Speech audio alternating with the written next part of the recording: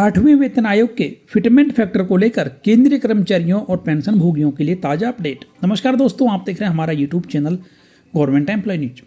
DA कम होने से कमजोर हो सकता है 8वें वेतन आयोग का फिटमेंट फैक्टर। जी हां दोस्तों, एक दैनिक समाचार पत्र में छपी इस खबर के अनुसार इस बार केंद्रीय कर्मचारियों और पेंशन भोगियों का फिटमेंट फैक्टर कम हो सकता है, क्योंकि 10 साल में डीए जहां 114% हो जाना चाहिए था, वो सिर्फ 61% तक ही पहुंच पाएगा। तो किस तरीके से ये आपके फिटमेंट फैक्टर में असर डालेगा, सब कुछ आपको इस वीडियो में बताया जाएगा। बने रहें इस वीडियो के लास्ट तक। आइए शुरू करते हैं।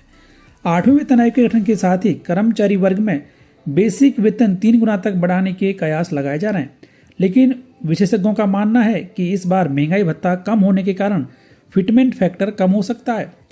इसका नए वेतनमान में बढ़ोतरी पर नकारात्मक असर पड़ सकता है। 7वें वेतन आयोग ने अपनी सिफारिशों में फिटमेंट फैक्टर 2.57 गुना रखा था, यानी कि महंगाई भत्ता को समायोजित किया जाना बेसिक सैलरी में 2.57 गुना की बढ़ोतरी की थी।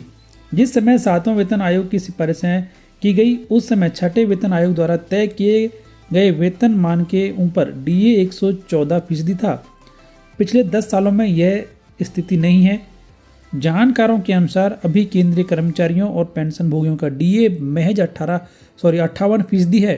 जनवरी में 8वें वेतन आयोग की सिफारिशें लागू होने से पहले डीए की एक और किस्त 3 या 4% की हो सकती है। इसे मिलाकर कुल डीए 61 से 62% तक ही पहुंच पाएगा।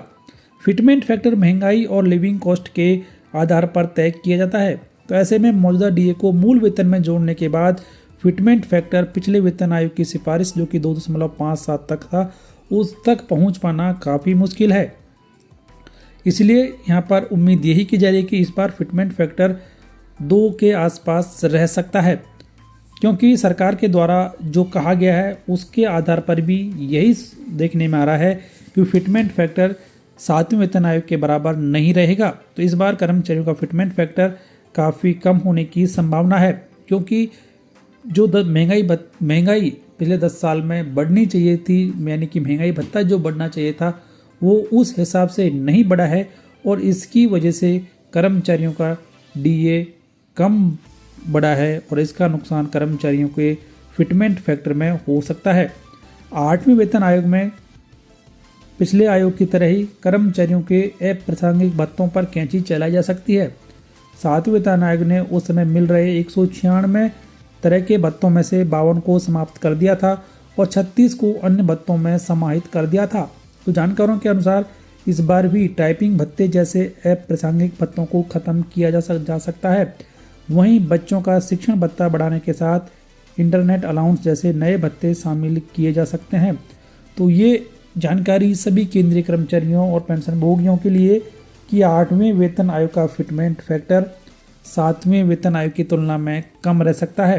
कितना रहेगा ये फिलहाल अभी तक नहीं पता लगा है। जैसे ही पता लगेगा इसके बारे में आपको बताया जाएगा।